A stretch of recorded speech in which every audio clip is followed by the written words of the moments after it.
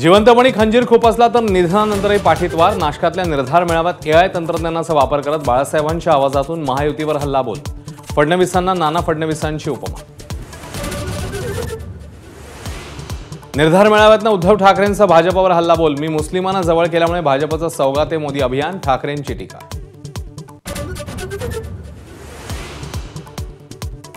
महापालिका निवडणुकांसाठी triple engine सरकारला मनसेचं इंजिन जोडणार का? एकनाथ शिंदे आणि राज ठाकरेंच्या बैठकीनंतर चर्चांना उधाण।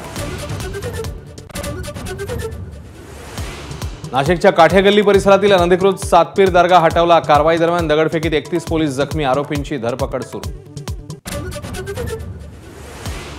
नागपूर हिंसाचारातील आरोपीच्या घरावर बुलडोझर चालवणाऱ्या महापालिकेचा सर्वोच्च न्यायालयासमोर माफीनामा। मार्गदर्शक तत्वाची माहिती नसल्याची सबब।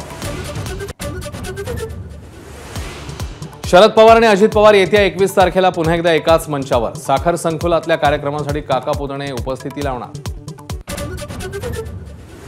अहिल्यादेवी होळकरांच्या 300व्या जयंतीला अजित पवारांना बोलवणार नाही। भाजप आमदार गोपीचंद पडळकर यांचा निर्धार। जयंती सोहळ्याचं शहांना निमंत्रण देणार असल्याचीही माहिती। छत्रपती संभाजीनगरमधील ठाकरेंच्या शिवसेनेतला वाद अखेर मिटला। नाशिकमधील निर्धार मेळाव्यामध्ये अंबादास दानवेंनी चंद्रकांत खैरेंच्या पाया पडून घेतले आशीर्वाद।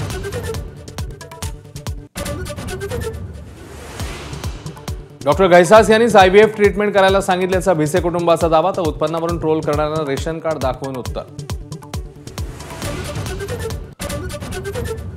मुंबई मेट्रो 2B मार्गावर चाचण्यांना सुरुवात। डायमंड गार्डन ते मंडाले असा 5.5 किलोमीटरचा टप्पा डिसेंबरमध्ये सुरू होण्याची शक्यता।